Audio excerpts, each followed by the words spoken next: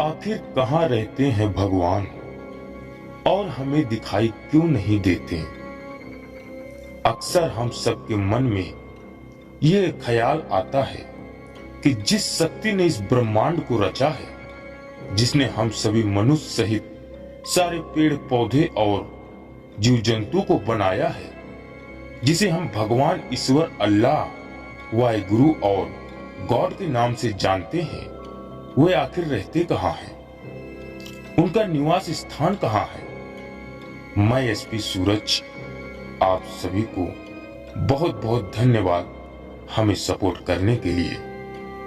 ऐसे प्यार बनाए रखें। तो चलिए आगे बढ़ते हैं। संसार के सभी धर्मों में इस प्रश्न की अलग अलग तरीके से व्याख्या की गई है।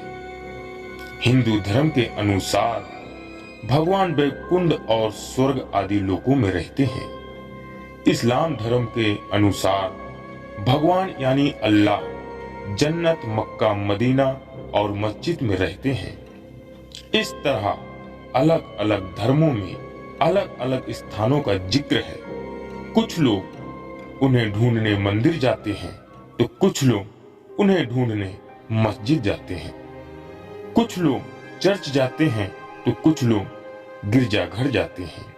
कुछ लोग तो उन्हें ढूंढने हजारों किलोमीटर यात्रा करके जंगलों, पर्वतों और तीर्थ स्थानों में जाते हैं, परंतु उन्हें भगवान से मुलाकात नहीं होती। अब आप लोग कहेंगे कि बात सही है, पर भगवान हमें दिखाई क्यों नहीं देते? वैसे इस प्रश्न का तो एक ही उत्तर है कि भगवान इस सृष्टि के कण कण में विद्यमान है। परंतु कई लोग ये तर्क देने लगते हैं कि भगवान इस सृष्टि के कण कण में है तो वे दिखाई क्यों नहीं देते। जो लोग ऐसा सोचते हैं उनके लिए मैं यही कहना चाहूंगा कि भगवान तो सब जगह है और दिखाई भी देते हैं, मगर जिन लोगों को आंखों पर अहंकार और अज्ञान की पट्टी बंधी हुई है, भगवान उनके घर भी आ जाए तो वे उन्हें पहचान नहीं पाएंगे, क्योंकि भगवान को पहचानने के लिए निर्मल मन और ज्ञान की आंखों की जरूरत होती है। भागवत गीता में भगवान श्री कृष्ण ने कहा भी है कि मेरे स्वरूप को साधारण आंखों से नहीं देखा जा सकता। उन्हें देखने के लिए दिव्य दृष्टि की जरूरत होती है। यह दिव्य दृष्टि का अभिप्राय ज्ञान की आंखों से ही है, क्योंकि अज्ञान के प्रभाव से मनुष्य का मन दूषित हो जाता है। और जिस तरह गंदे पानी में आपकी अपनी छवि दिखाई नहीं देती, ठीक वैसे ही दूषित मन से भगवान को देखा नहीं जा सकता। अगर आपका दिल पवित्र और निर्मल है तो आपको मस्जिद और मंदिर जाने की जरूरत नहीं है, क्योंकि भगवान तो आपके दिल में रहते हैं। मंदिर और मस्जिद तो इंसानों ने बनाया है, परंतु आपका दिल तो खुद स्वयं भगवान ने बनाया है, खुद रहने के लिए। हम सभी पृथ्वी के जितने भी जीव जंतु हैं, सबके अंदर भगवान है। सब भगवान के ही तो अंश हैं। जैसे फूल में खुशबू है, मगर हम खुशबू को देख नहीं सकते। जिस तरह पृथ्वी पर वायु है, मगर हम उसे देख नहीं सकते, उसे केवल महसूस कर सकते हैं, उसका एहसास कर सकते हैं। तो कुछ लोग कहेंगे कि भगवान का रूप क्या है? एक बात स्पष्ट कर देना चाहता हूं कि भगवान का ना तो कोई रूप होता है और ना ही कोई आकार होता है। और भला भगवान को आकार की जरूरत भी क्या है?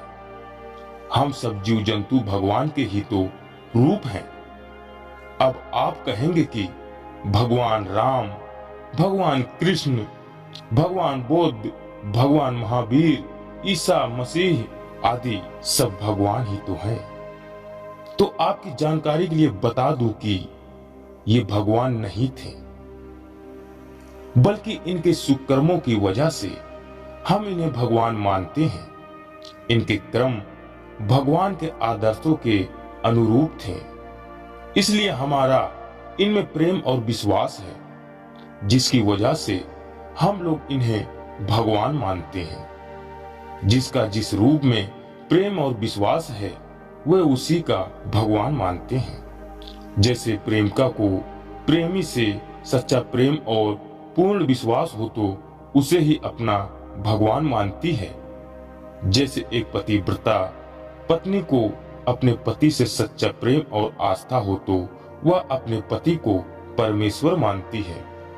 जैसे एक पुत्र श्रद्धा पूर्वक अपने माता पिता को भगवान मानता है, जिस तरह भगवान बुद्ध, भगवान महावीर, तुलसीदास, कालिदास, कबीर, गुरु नानक देव और ईसा मसीह आदि भगवान के आदर्शों का पालन करके भगवान का रूप बन गए हैं, उसी तरह अगर हम भी भगवान के आदर्शों के अनुसार अच्छे कर्म करें तो हम भी भगवान का रूप बन सकते हैं।